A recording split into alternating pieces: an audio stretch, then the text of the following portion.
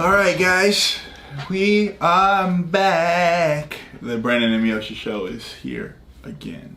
And he could believe it. Y'all notice that he has not said that anymore because I am here to stay. This is when you add claps to our video, okay? I still feel away. I ain't gonna hold you, boss. I still feel away. Alright, so we're gonna get straight into it.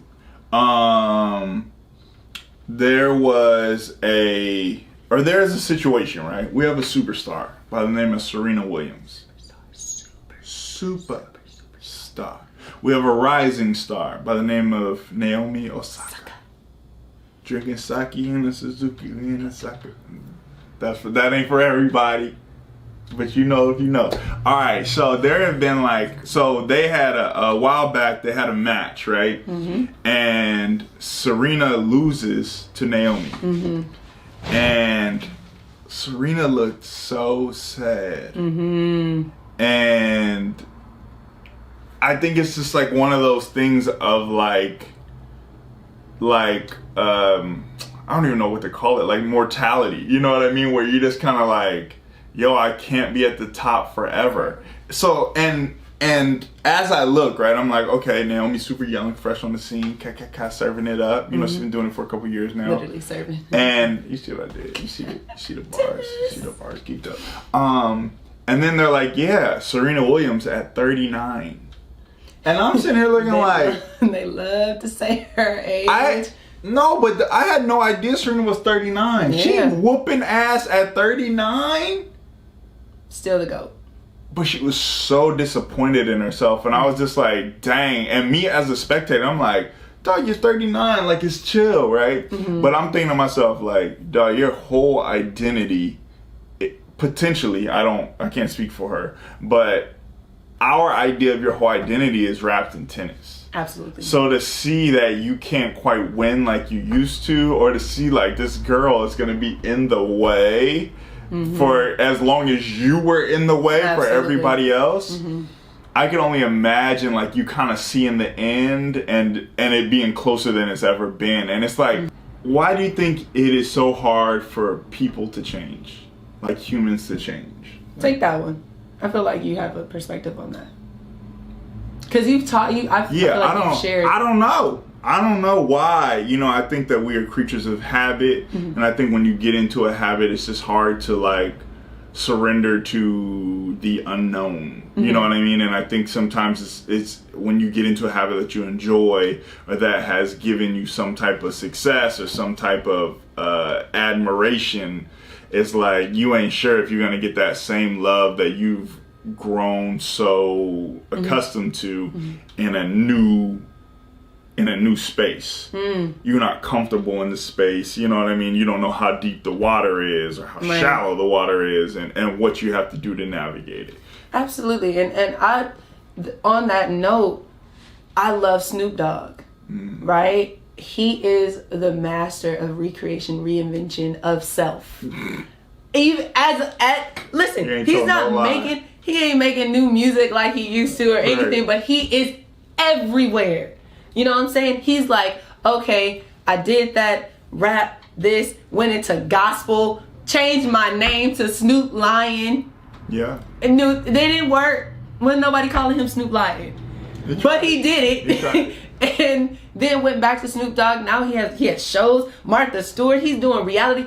He's able to reinvent himself because he knows that he's capable. Mm-hmm. And when you think about it like that, how capable are you? Because they have connection, right? Mm-hmm. Person like, myself, yes, I have connection. I don't have that type of connection, right, or whatever. But you have to use what you have in order to get you to the next step. But it starts with your mindset. Mm-hmm. Because like you said, we are creatures of habit, and we do, we're sometimes our hardest critic, that we can't be anything better than what we are today because we're so great at this. And it's like, sometimes I've seen young people mm-hmm.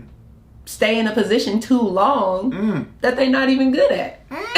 Like, baby, this might not be for you. Right. Maybe you need to take a step back and reevaluate and move forward and transition. Totally. You know what I'm saying? So the mindset, we got to start working on the mindset. But I think even when something is bad, at least it's comfortable.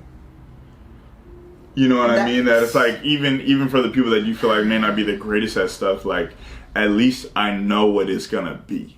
And if I know what it's going to be, I can prepare for it. Mm-hmm. But just walking out into the woods, you know what I mean? Yeah. You ever go hiking and you just stay on the trail? You ain't just trying to walk up the side of the mountain because you don't know what the hell is going on. That's definitely me. I definitely got lost on that Hollywood hike one time from the... Good. It was perfect though. Good. It was beautiful. You deserve that because the whole trail. All you gotta do is follow the trail. Just follow the trail. But I wanted to, step out of my comfort zone. Mm-hmm. And I ended up finding some really cool things. I ran into the ranch over there. There's a ranch with the horses. Mm. That's how off I was. Oh my God. I was very off. But I found that I ended up meeting the owner. And I have him as like a friend. Okay. Well, look here. This is what you're not going to do. And this is what people do. You have to be mindful. They will give you the exception and not the rule. I don't want to hear about the one time it worked. Tell me about the time you got lost and you was hungry, you was thirsty. No, listen.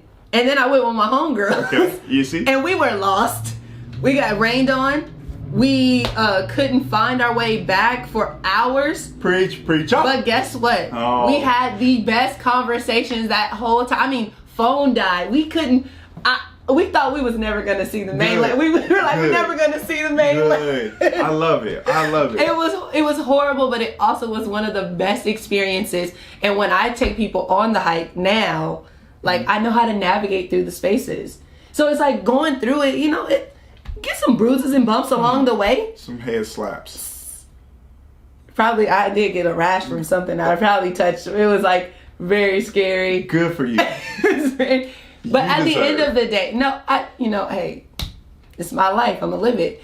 But at the end of the day, we can't be so in tune with just one thing, thinking that just is what's supposed to define us. Right. Like we're so powerful as human beings. We're so diverse.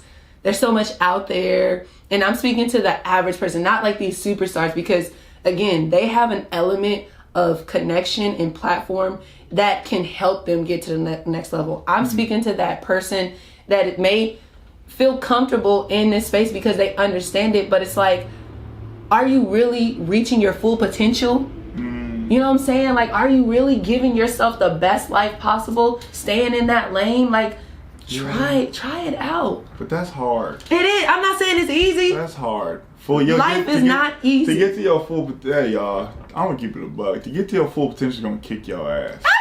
Absolutely. My ass don't like feet like that. You know what I mean? How about y'all? Y'all ass like feet?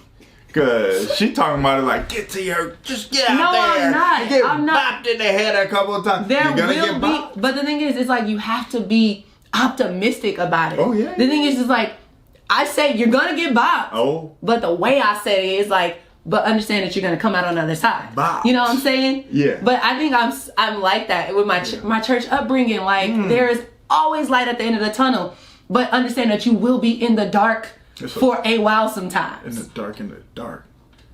And that's it's kind of cool. But yeah, no, totally. And I completely agree. And again, I just always like to reference the middle because I think sometimes people start stuff and you forget about the middle. And that excitement that you have when you start is not going to be there in the middle.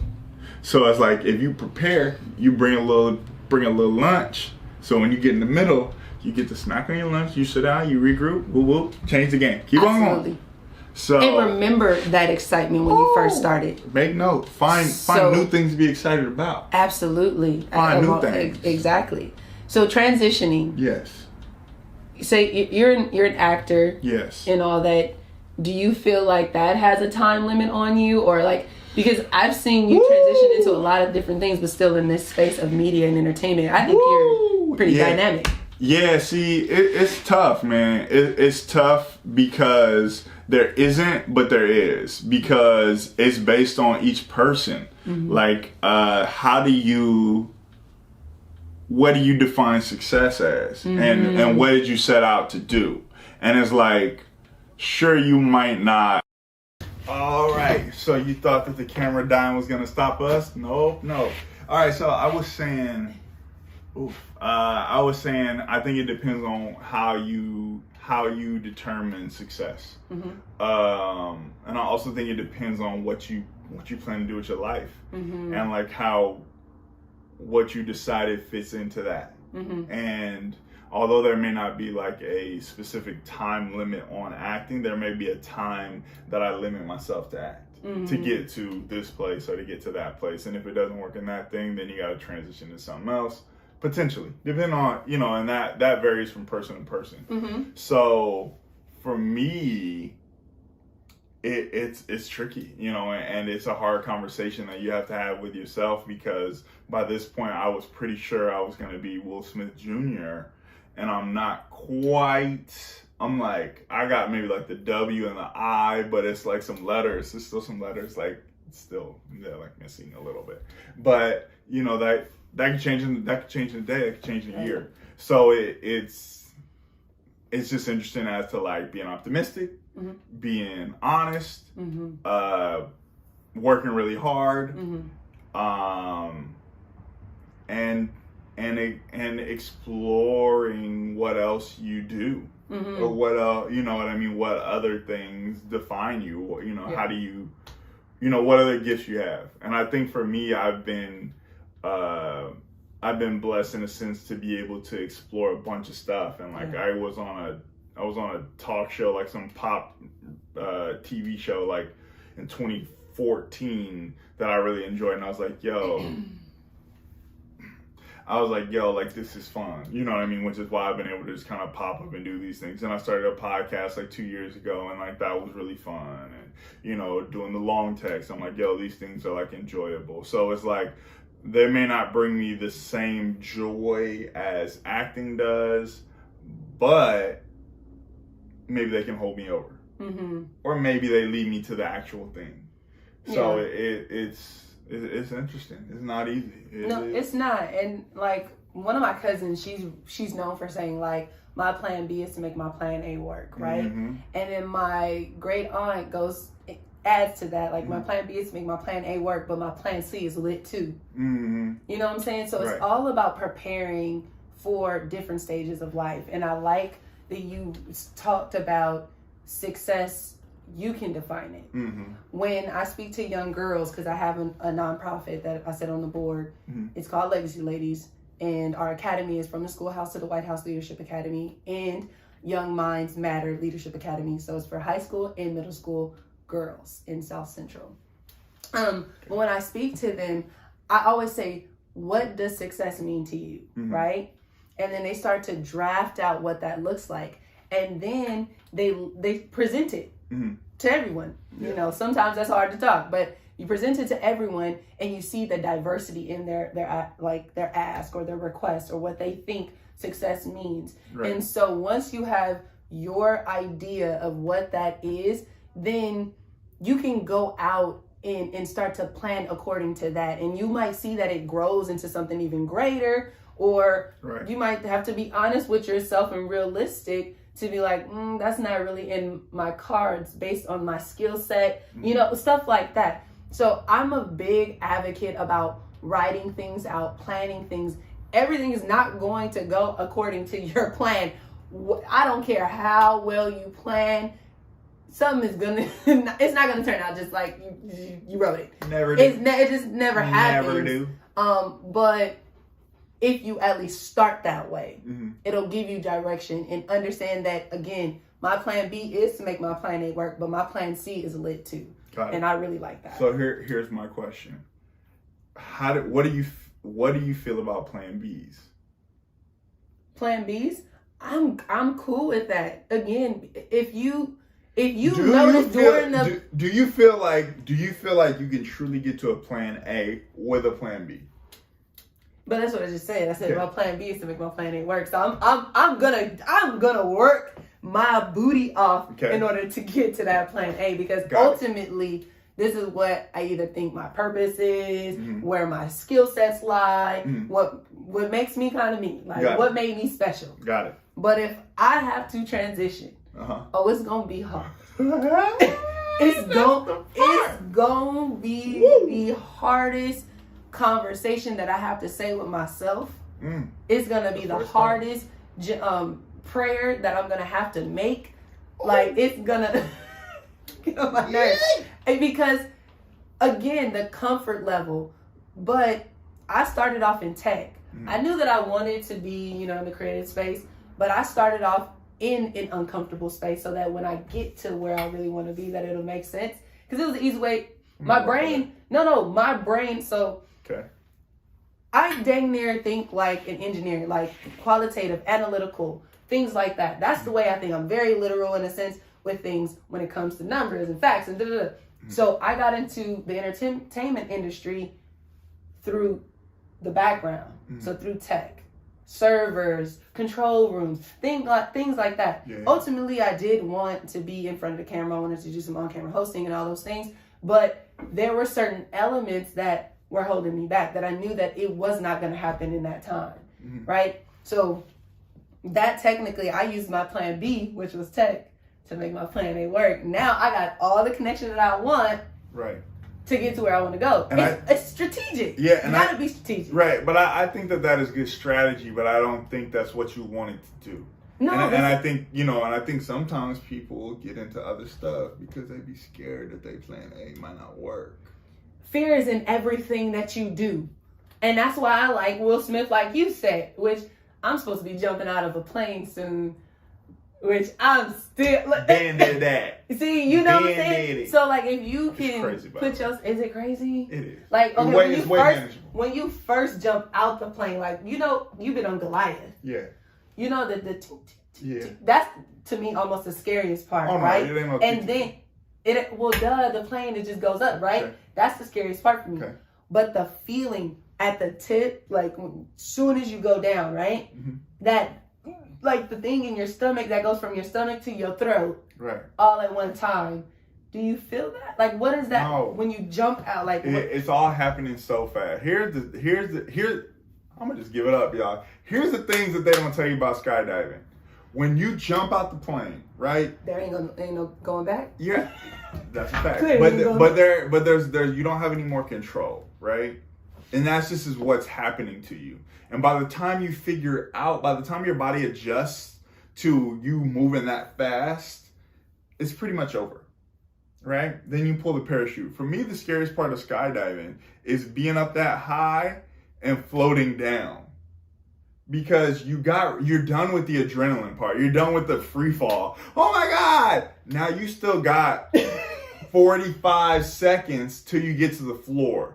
You can die at any point from when that parachute is out until you hit the ground. You can die. You know what I mean? Also, when you jump out of the plane, your ears explode. Your ears pop in a way that you've never experienced. I thought I lost my hearing. Oh, I'm done. I was like, oh, damn. I was like, damn, that's crazy. I just lost my hearing skydiving. Like, I guess it was worth it. And I'm sitting there battling to get my hearing back because while you're falling. Yeah. This is all happening while you're falling. All this is happening while you're trying to open your eyes. You know what I mean? You got glasses on. You're trying to open your eyes and all of this, blah, blah, blah. But all this is going on. And then it's over. The only moment that you really have to conquer the fear is how you exit the plane. Yeah. Whether you lead the jump or because the person is going to push you out because now we're dealing with safety and it's their safety as well. Yeah. Yeah, that's the only part that you really have control. Committing to it. These are the things that you really commit into it, going through it, getting in the plane, and how you exit the plane. After that, it's nothing else in your control. That's a good framework for transitioning and going after whatever you want to do. That y'all need you need to charge for that. Oh damn! That needs to be in the book. Oh damn! Coming soon. Damn! I'm just saying, that's good. Because when you think of it that way, that's why I write it I don't write everything out, but when I plan my life, that's exactly how I plan it. Right.